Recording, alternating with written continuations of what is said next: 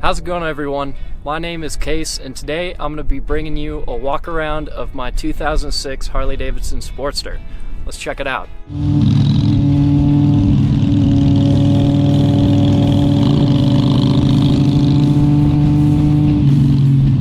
Here is the bike. I actually bought this by saving up money that I earned delivering pizzas, and when I got it, it was pretty much completely stock, but I went ahead and changed up the style a bunch by turning it into a Scrambler, which is not a style of bike you see on these a lot for good reason, which we'll get into, but let's go ahead and check out what all I did to it.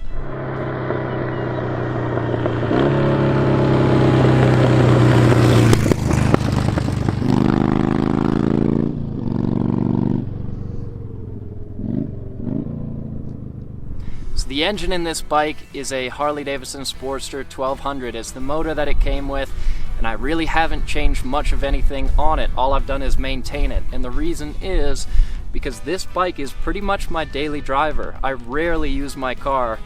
This is how I get around everywhere. In terms of maintenance, this bike has been honestly really easy. The only thing that I've had to fix on it were some fork seals that went bad. So I had to go rebuild the front forks, and when I did that, I went ahead and painted them, but otherwise the bike has been perfectly reliable. One of the biggest reasons I picked this kind of bike in particular is because Sportsters are one of the cheapest ways that you can get into a big V-twin bike with that American V-twin rumble. And I love the way this sounds. Let's take a listen.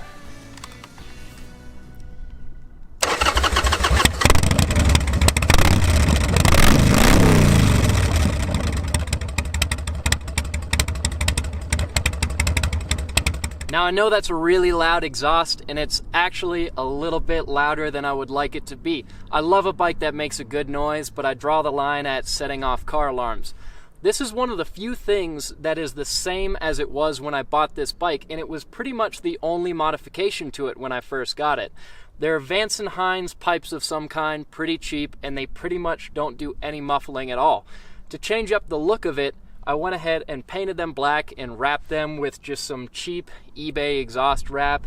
They look fine, and I don't hate the way that the bike sounds, but I do wish it was a little bit more quiet. You know, one of my favorite things about this bike is the way that it shakes at a stoplight. Everything on this bike is just moving so much because of this big displacement V-twin. And that's part of the fun of one of these things, is that even when you're sitting at a stoplight, you're kind of having fun because the whole bike is shaking around, and it reminds you that you've got a big motor.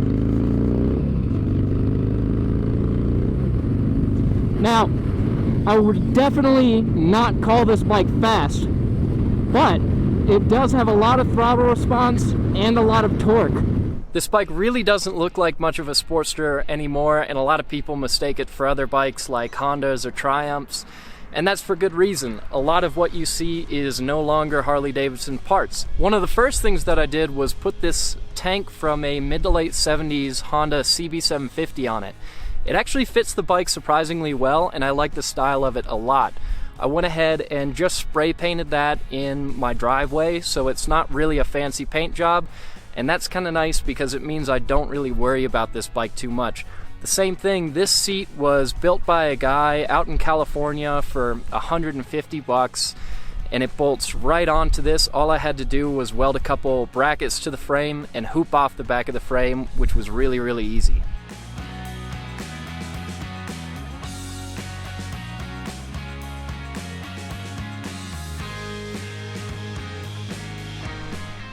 From the factory, this bike has a seat and a back fender that curve up to make clearance for the back wheel. In order to accommodate this seat that runs straight back, I had to lift up the back end, and this shock is round about 15 inches, which is pretty much the maximum height that you can have before you start to have clearance problems. At the bottom of the belt here, you can see, unless I'm sitting on the bike, it rubs a little bit, but luckily these belts are surprisingly tough. When I went in to originally do some general maintenance on this bike when I bought it. I thought that this would be an item that would probably have to be replaced along with a new air filter and changing the oil, but apparently these belts can last up to 100,000 miles. Whenever I customize a bike and give it a different style, I love to make it so that you can really see a lot of the back tire. It's one way to make your bike look cool and look like it's not very factory anymore, but obviously that gives you the problem of what to do with the back part of the frame, how to set up your brake light, and how to set up your license plate. An easy way to fix that is welding a simple hoop on here, doing one of these LED lights that hooks up and sticks on really easy. And then I love these license plate mounts that go on the back of the swing arm. They're really low profile and they look pretty nice.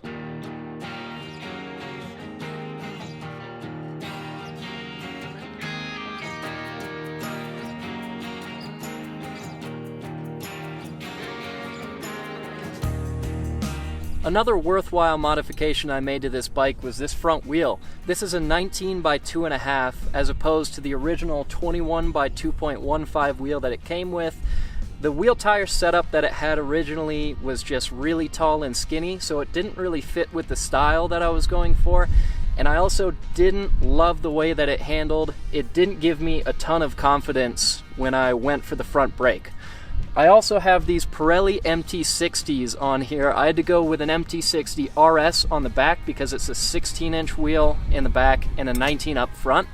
It's hard to find dual sport tires that fit those dimensions, but having an MT60 up front and an MT60 RS is about as close as you can get. Now, in terms of handling, there's not a whole lot to say. It's probably about what you would expect. The bike corner's fine, and especially with the mid controls, I feel like that gives me a little bit more confidence leaning it. But at the same time, it's definitely not a handling bike.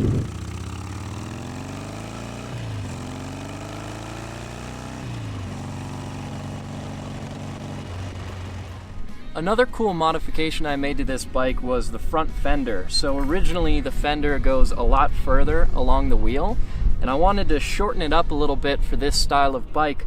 So what I did was flip it 180 degrees. So this was originally the front of the fender, and I trimmed the back of the fender, which was longer than the front, and rounded it out on the grinding wheel, which was pretty easy, and it actually turned out pretty good. To turn this thing into a scrambler, you need the right handlebars and the right foot controls. So I've got a Biltwell Moto bar on here, which has been nice. It maintains a pretty comfortable riding position because you're not leaned too far forward. I also really like the style of it, especially with that bar pad on there. And then my mid controls are really nice because I can stand up on those, which lets me look over the tops of cars or also make myself more visible if I'm coming into an intersection where I think maybe a car doesn't see me. It's also nice if you're off-road to use the mid pegs to help yourself maneuver the bike a little bit more.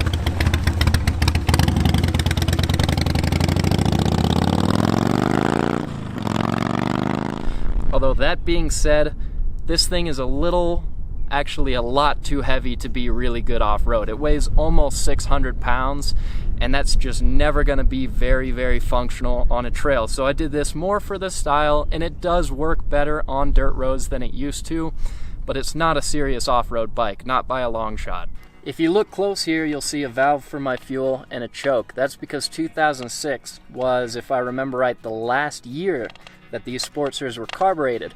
And I went for a carbureted bike on purpose because I like to modify my own bikes, but I don't know a whole lot about ECU tuning. And if you do any major modifications to some of these things, you need to have that done. So I went ahead and got the carbed bike, which has been good for modifying it, but it is a little tough sometimes at altitude here. If I ride up far enough into the mountains, I can definitely tell a difference in the way that the thing runs. It's not nearly as happy at altitude. It still gets around just fine, but it's not ideal.